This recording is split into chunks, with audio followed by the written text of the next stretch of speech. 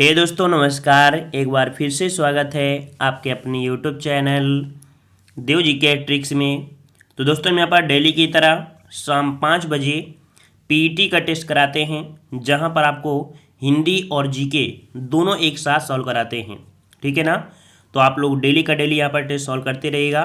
हमने प्लेलिस्ट बना दिया है जहाँ पर आप सभी वीडियो देख भी सकते हैं।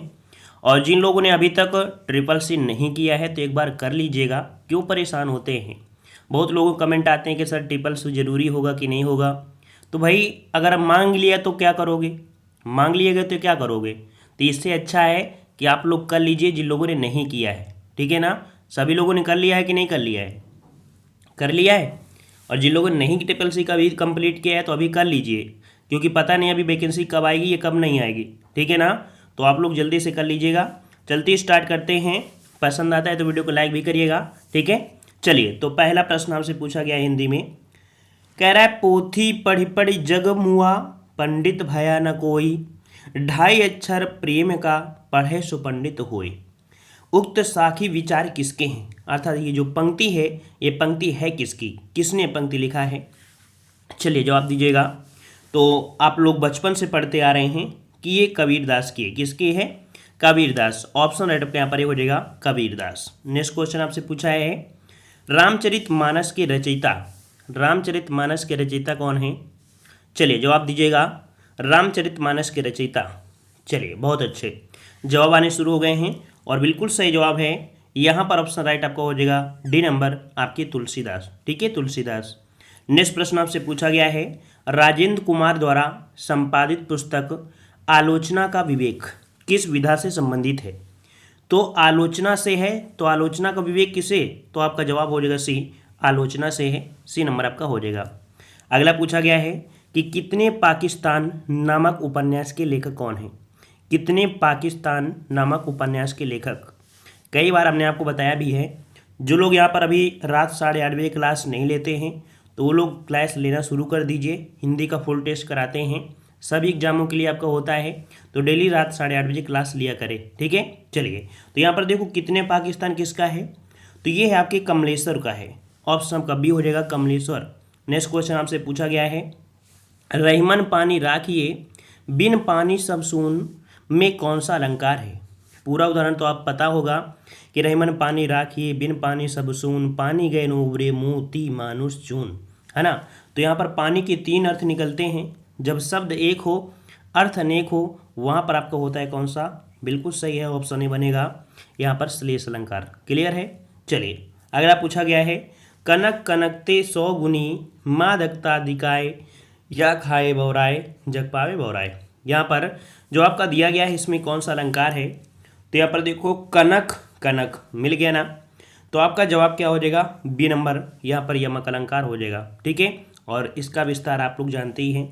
अगला क्वेश्चन है, रिक्त स्थान भरिए। कह रहा है, यदि चादर के बाहर पसारोगे तो पछताओगे। आपने देखा होगा, बोला करते हैं कि ज़्यादा पैर पसारोगे ना तो फिर पछता जाओगे। कहते हैं जितना होए दम उतना ही करा चाहिए, ज़्यादा ना करा चाहिए। यही शब्द होता है ना। तो यहाँ पर याद रखिएगा कि यदि चादर के बाहर पैर पसारोगे तो पछताओगे। ऑप्शन डी हो जाएगा। 7 का ऑप्शन कौन हो जाएगा? डी हो जाएगा।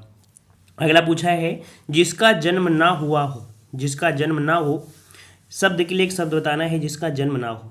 चलिए, तो यहाँ पर क्या हो जाएगा? अजन्मा हो जाएगा। क्या हो जाएगा? अजन्मा। ऑप्शन आपका ए हो जाएगा। अगला है मनुष्यता का विपरीत। मनुष्यता का विपरीत तो दिया गया है अमनुष्यता, क्रूरता। क्रूरता तो होगा नहीं, बर्बरता भी नहीं होगा, आदि मानवता नहीं। तो यहाँ पर मतलब कह सकते हैं कि इसका विपरीत किया गया है, आ लगा दिया गया है। तो आपका जवाब हो गया है अमनुष्यता हो गया है। ठीक है, ये नंबर आपका सही हो जाएगा। अगला पूछा है, प्राचीन का विलोम। चलिए जवाब दीजिए, सभी लोग जवाब दीजिएगा। प्राचीन का विलोम क्या बनेगा? प्राचीन, प्राचीन अर्वाचीन, प्राचीन अर्वाचीन। बिल्कुल सही है। यहाँ पर राइट आंसर आपका बनेगा बी, अर्वाचीन हो जाएगा। अगला क्वेश्चन है, नवनीत शब्द का सही अर्थ क्या है? नवनीत शब्द का सही अर्थ क्या बनता है? तो नवनीत का बनता है मक्खन। क्या बनता है? मक्खन। ऑप्शन आपका बनेगा डी, मक्खन हो जाएगा। अगला पूछा गया है, इतिहास शब्द की शुद्ध उत्तरावस्था। इतिहास शब्द की शुद्ध उत्तरावस्था। देखो हमने विशेषण में आपको बताया था कि अवस्था मतलब विशेषण की 3 अवस्था होती है ना, प्रथमा और आपकी उत्तरा और एक होती उत्तमा। तो यहाँ पर देखो इतिहास किस प्रकार से होगा, तो यहाँ पर ऑप्शन राइट, चलिए जवाब दीजिएगा। इतिहास नहीं होता है ऐतिहासिक, इसका विशेषण जो हो जाएगा वह का ऐतिहासिक हो जाएगा। क्या हो जाएगा? ऐतिहासिक, ऑप्शन डी। अगला पूछा गया घनिष्ठ का शुद्ध विशेषण क्या है? घनिष्ठ का शुद्ध विशेषण, तो देखो घनिष्ठ के शुद्ध विशेषण आपसे पूछा है, घनिष्ठतर दिया है तो टा तो होगा नहीं, ना ही टा होगा, अब ठा होगा। तो देखो यहाँ पर आपका घनिष्ठतर दिया है, यहाँ पर घनिष्ठतम दिया है। अब यहाँ पर ये नहीं पूछा गया है कि घनिष्ठ का उत्तरावस्था या उत्तम अवस्था, क्यों? क्योंकि ये उत्तरावस्था है, ये उत्तम अवस्था है। जब नहीं कहा गया है कि नहीं घनिष्ठ में कौन सा है, इसका मतलब कह सकते हैं इस प्रश्न में त्रुटि है। तो हम लोग जवाब क्या देंगे कि घनिष्ठ का जो शुद्ध विशेषण आपके बनेंगे वो आपके यहाँ पर सी और डी बनेंगे, क्योंकि ये जो आपका होता है उत्तरावस्था होती है, ये उत्तम अवस्था, ये उत्तरवा हिसाब से सही है, ये उत्तमा के हिसाब से, इसलिए दोनों को ही यहाँ पर सही कर दीजिएगा, है ना। अगर पर्सनल बोल देता कि उत्तमावस्था या उत्तरावस्था तो हम एक को लगा देते जाएंगे। समझ में आ गया। अगला पूछा गया है बृहत विशेषण की शुद्ध उत्तमावस्था। देखो इसमें दे दिया गया है, इसमें से उत्तमावस्था दे दिया गया है, तो बृहत का उत्तमावस्था क्या बनेगी? बृहत का उत्तमावस्था क्या बनता है? तो बृहत्तम क्या बनता है? बृहत, बृहत्तर, बृहत्तम। यहाँ पर ऑप्शन राइट आपका सी, यहाँ पर सी आपका जवाब हो जाएगा क्लियर। अगला पूछा गया है गिर शब्द का शुद्ध बहुवचन क्या है? गिर शब्द का बहुवचन, चलिए गिर का बहुवचन क्या होता है? तो याद रखिए गिर का बहुवचन, गिर का बहुवचन गिर ही होता है। याद रखिए गिर का बहुवचन क्या होता है? गिर ही होता है, गिर का बहुवचन गिर ही होता है, ठीक है ना। यहाँ पर देखो बड़ी ई है, बल्कि ऐसे छोटी ई होना चाहिए था, कोई बात नहीं, यहाँ पर रट लीजिएगा, गिर का गिर होता है। अगला पूछा गया है कौन सा वाक्य शुद्ध लिखा गया है? कौन सा वाक्य शुद्ध लिखा गया है? कह रहा है क्या तुम दिल्ली जा रहे हो, फिर बी वाला दिया है क्या तुम दिल्ली जा रहे हो। तो देखो यहाँ पर क्या लगा है और यहाँ पर प्रश्नवाचक लगा है, इसका मतलब है कि आपका राइट जवाब कौन हो जाएगा? बी हो जाएगा। क्या हो जाएगा आपका? बी हो जाएगा, यहाँ पर बी हो जाएगा। अब देखो यहाँ भी प्रश्नवाचक लिखा है, लेकिन यहाँ पर इन्वर्टेड कॉमा लगाने की जरूरत थोड़ी थी, तो यहाँ पर आपका बी हो जाएगा। अगला है कौन सा वाक्य शुद्ध है? कह रहा है कौन सा वाक्य शुद्ध है? रामचरितमानस एक धार्मिक ग्रंथ है, रामचरितमानस एक धार्मिक ग्रंथ है, रामचरितमानस एक धार्मिक ग्रंथ। देखो यहाँ पर कह सकते हैं रामचरितमानस, है ना, ये कह सकते हैं ये शुद्ध आपका है, एक धार्मिक ग्रंथ है, रामचरितमानस एक धार्मिक ग्रंथ है, सेम टू सेम लिखें भाई। इसका मतलब है कि इसमें से दोनों ऑप्शन आपके सही हैं, है ना। देखो जैसे ये रामचरितमानस लिखा है ना, तो ये आप कह सकते हैं कि दूर दूर लिखा था, इसमें कोई ऑप्शन में ऐसे लिखना चाहिए था, है ना, लेकिन यहाँ पर स्पेस नहीं दिया गया है, दोनों एक जैसे लिख दिए गए हैं, तो यहाँ पर ए और बी दोनों सही हैं क्योंकि सेम टू सेम लिखा गया है, ठीक है। चलिए अगला पूछा गया है, यहाँ पर कह रहा है कि कौन सा वाक्य शुद्ध है? कौन सा वाक्य शुद्ध है? चलिए वाह कितना सुंदर दृश्य है, वाह कितना सुंदर दृश्य है। तो यहाँ पर देखिए इसमें भी कोई तो सही नहीं है, देखो वाह कितना सुंदर दृश्य है, ये तो सही लग रहा है, देखो ये तो लगता नहीं है, ये भी नहीं लगेगा, यहाँ भी है, देख लीजिए ए और डी सेम तो नहीं है। वाह कितना सुंदर दृश्य है, वाह कितना सुंदर दृश्य है, इसमें भी देखो दोनों ऑप्शन सही हैं, इसमें भी दोनों ऑप्शन सही हैं, ए और डी दोनों सही हैं क्योंकि सेम टू सेम लिखे गए हैं, ठीक है ना। तो यहाँ पर ये सही था, तो इसका मतलब ये भी जब सही लिखा है सेम, तो आपके कह सकते हैं दोनों आपके सही हो गए, ठीक है ना।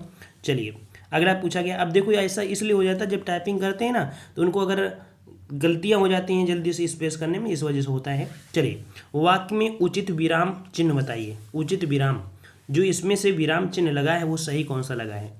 तो देखिए यहाँ पर लिखा है एम ए, फिर आपका दिया है बी एड, एम ए दिया है फिर बी एड दिया है, तो यहाँ पर देखो एम ए फिर बी एड, एम ए फिर आपका कौन सा? बी एड, यहाँ पर बी आपका जवाब हो जाएगा बी वाला।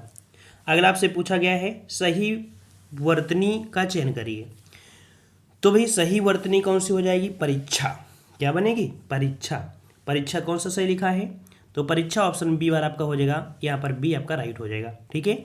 अगला पूछा गया है शुद्ध शब्द क्या है? शुद्ध शब्द बताइए, यहाँ पर 21 में बताइए कि आपका संपूर्ण जो लिखा जाएगा किस प्रकार से आपने पढ़ा है संपूर्ण। चलिए सभी को गुड इवनिंग सभी को। चलिए तो देखिए यहाँ पर दिया है संपूर्ण, तो आपका जवाब कौन सा बनेगा? आपका जवाब हो जाएगा कौन सा? यहाँ पर ऑप्शन बी, यहाँ पर बी इस प्रकार से संपूर्ण होता है। कैसे होता है? बी वाला ऑप्शन आपका सही हो जाएगा। ठीक है, अगला आपसे पूछा है शुद्ध व शब्द कौन सा है।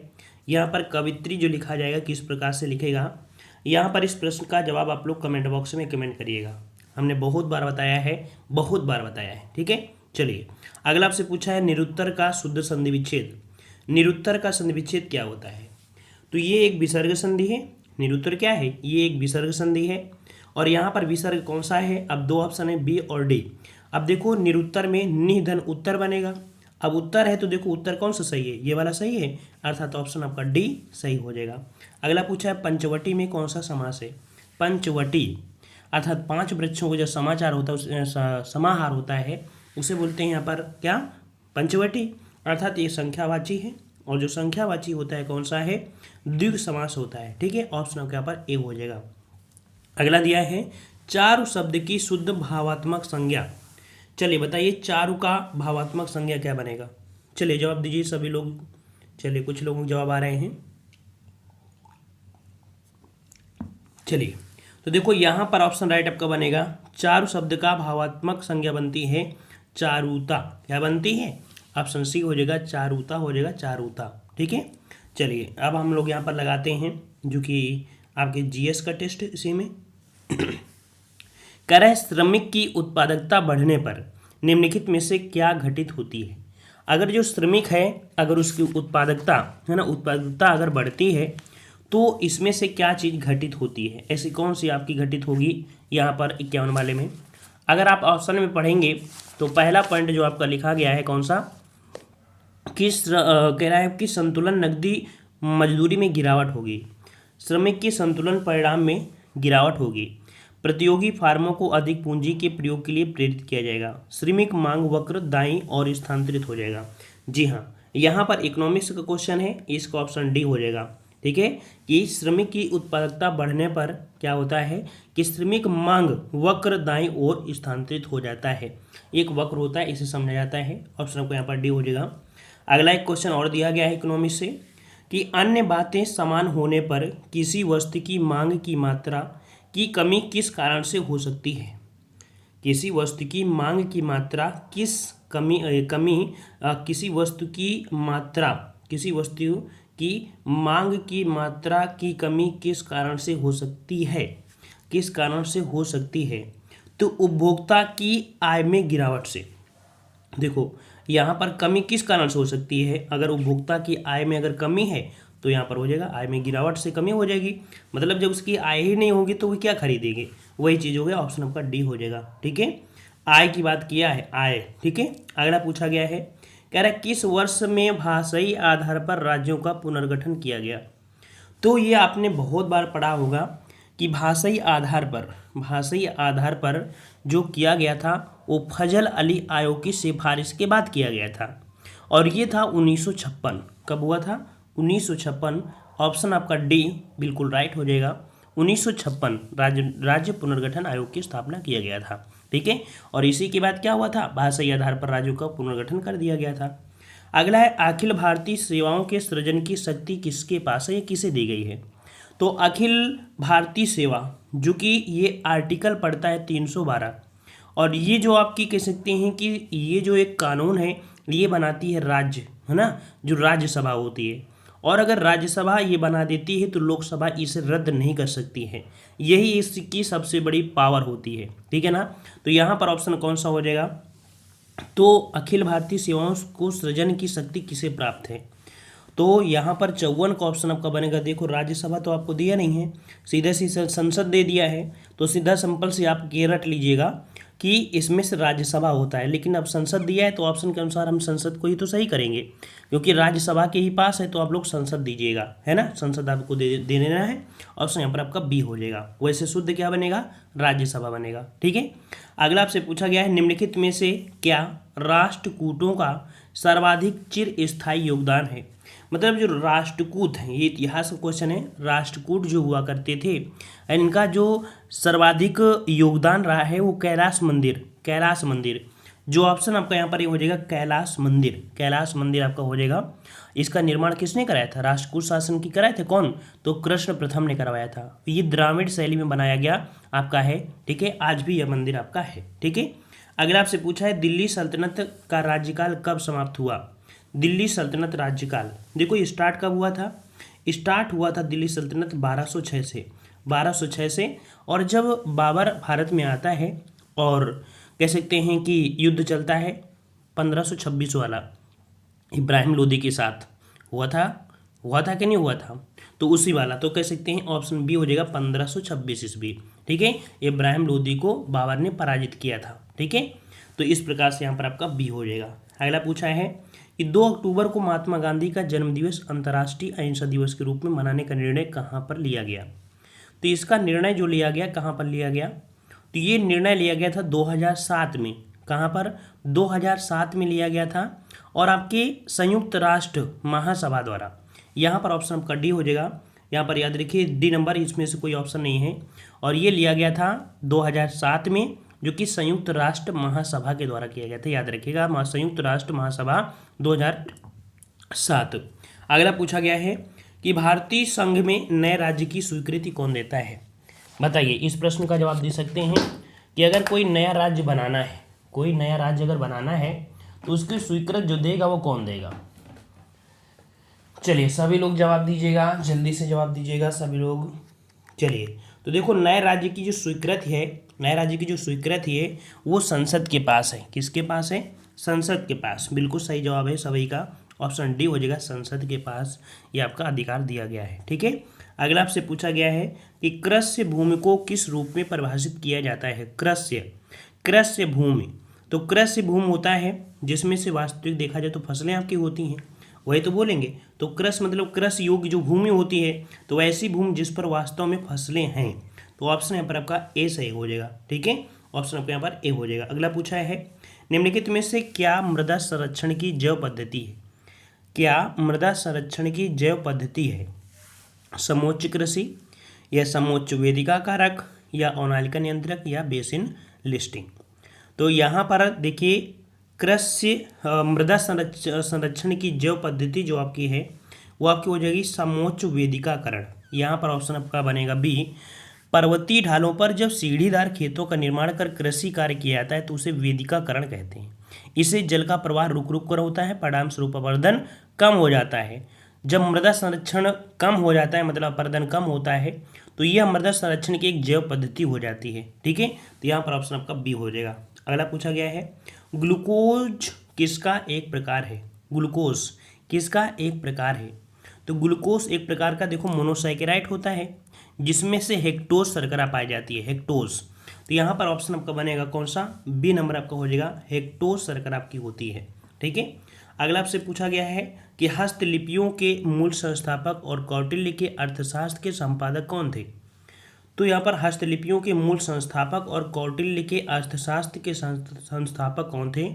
यहाँ पर 62 क्वेश्चन हो जाएगा। यहाँ पर आर सामा शास्त्री, ऑप्शन इसका जवाब सी हो जाएगा, आर सामा शास्त्री हो जाएगा। ऑप्शन आपका बनेगा कौन सा?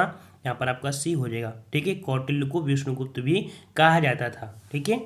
और अगले प्रश्न को आते हैं। प्रश्न आपसे अगला है निम्नलिखित में से कौन भारत का सबसे बड़ा जीवमंडल निश्चय है?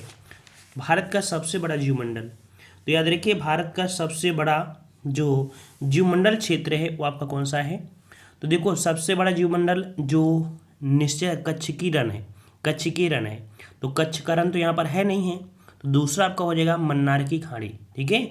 मन्नार का खाड़ी बन जाएगा, ऑप्शन डी हो जाएगा। पहला नंबर किसका आता है? जो कच्छ का रण है, ठीक है ना। दूसरा नंबर आता है मन्नार की खाड़ी। तो ऑप्शन आपका बनेगा कौन सा? यहाँ पर आपका डी हो जाएगा। अगला पूछा गया है समुद्र की सीपी किस कारण से सुनहरी दिखाई देती है? समुद्र की जो सीपी होती है वो किस प्रकार कारण से यहाँ पर सुनहरी दिखाई देती है? तो एक आपने पढ़ा होगा प्रकाश का परावर्तन, ठीक है। तो ऑप्शन आपका जवाब हो जाएगा डी, प्रकाश के परावर्तन के कारण, ऑप्शन डी हो जाएगा। अगला है कि वह वस्तु इतनी दूरी तय करती है तो सीधे समय के वर्ग के समानुपात होगा, इसका त्वरण क्या है? तो ये कह सकते हैं फिजिक्स की क्लास 11 अगर आपने सही से पढ़ा होगा तो वहाँ पर इस प्रकार से एक वक्र दिया जाता है, ठीक है। तो इस वक्र के द्वारा क्या होता है कि इसमें जो आप कह सकते हैं कि त्वरण होता है वो अपरिवर्तित हो जाता है। इसका जवाब आपका डायरेक्ट रटना है, डी हो जाएगा अपरिवर्ती। अगला है, किस स्थान को भारत की सिलिकॉन वैली कहा जाता है? सिलिकॉन वैली जो कहा जाता है वो किसे कहा जाता है? तो सिलिकॉन वैली कैसे कहते हैं? तो आपका हो जाएगा ऑप्शन सी बेंगलुरु। किसे कहते हैं? बेंगलुरु। कर्नाटक में जो बेंगलुरु है उसे सिलिकॉन वैली कहते हैं। यहाँ पर अगला क्वेश्चन है कि कच्छ स्थानों में वनस्पति के अपघटन के कारण उत्पन्न गैस। देखो, जो दलदली क्षेत्र होती है, दलदली क्षेत्र, वहाँ पर जो आपके कह सकते हैं कि वनस्पति गल जाती है, सड़ जाती है, तो एक गैस निकलती है मीथेन गैस। तो ऑप्शन कौन हो जाएगा?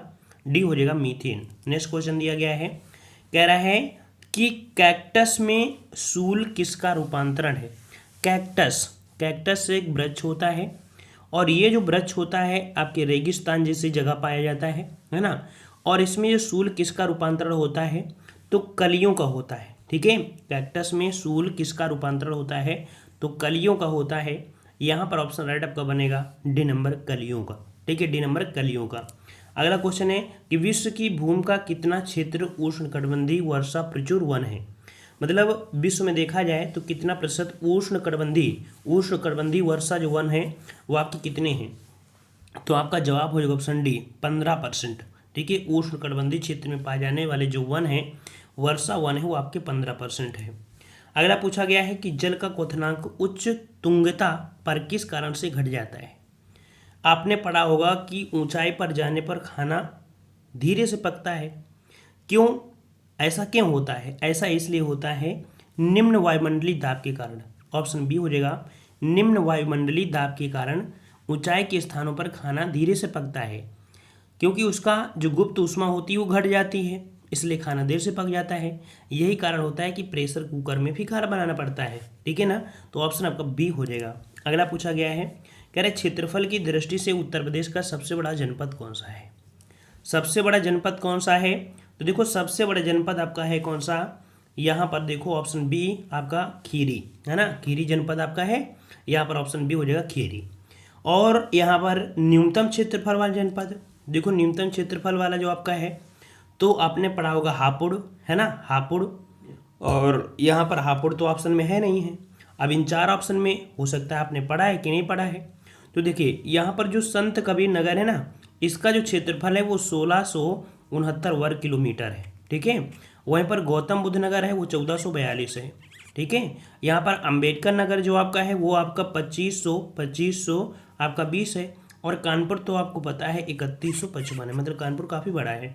तो यहाँ पर ऑप्शन बी हो जाएगा गौतम बुद्ध नगर। ठीक है ना, अब याद रहेगा, क्योंकि अगर ये डिजिट आपको नहीं याद होगी तो भाई कैसे याद कर सकते हो? नहीं कर सकते हो। तो ऑप्शन आपका बी हो जाएगा। अगला है, सारनाथ का प्राचीन नाम क्या था? सारनाथ का प्राचीन नाम, तो सारनाथ का प्राचीन नाम था ऋषपत्तनम, या कह सकते हैं मृगदाव। तो आपका जवाब हो जाएगा इस्पत्तनम, या वही लिखा है मतलब ऋषिपत्तनम, जो लिखने में गड़बड़ी है, ऋषपत्तनम या मृगदाव। तो ऑप्शन आपके यहाँ पर डी सही हो जाएगा। अगला है, उत्तर प्रदेश में जैन और बौद्ध दोनों धर्मों का प्रसिद्ध तीर्थ स्थल कौन सा है? तो उत्तर प्रदेश में जैन और बौद्ध दोनों धर्मों का प्रसिद्ध तीर्थ स्थल है, इसे हमने बहुत बार बताया है। इसका भी जवाब आपको कमेंट बॉक्स में कमेंट करना है। जो ऑफलाइन देखेंगे वो लोग भी यहाँ पर कह सकते हैं कमेंट बॉक्स में कमेंट जरूर करें। और यहाँ पर आपका क्वेश्चन दिया है, भारतीय चारागाह एवं चारा अनुसंधान संस्थान कहाँ पर है? तो चारा अनुसंधान कहाँ पर है? चारा अनुसंधान कहाँ पर है? तो आपके झांसी में है ना। झांसी में बहुत चीज़ें आपकी हैं, जैसे आपका ट्रांसफार्मर उद्योग आपके कहाँ पर है? झांसी में ही है। ठीक है, लाल मिट्टी वगैरह झांसी में पाई जाती है। बांध भी जो आपके बने हैं आपके झांसी में बना है ना। तो इस प्रकार से यहाँ पर आपका सी सही हो जाएगा।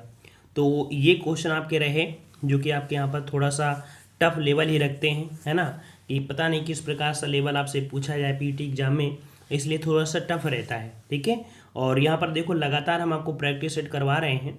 2-3 प्रैक्टिस सेट के बाद आपको यहाँ पर स्टैटिक जी के थोड़ा ज़्यादा हम करा देंगे। ठीक है, ज़्यादा क्वेश्चन आपको करा देंगे, तो आसानी से उनको भी आप देख लीजिएगा। ठीक है, पसंद आता है तो वीडियो लाइक करिएगा।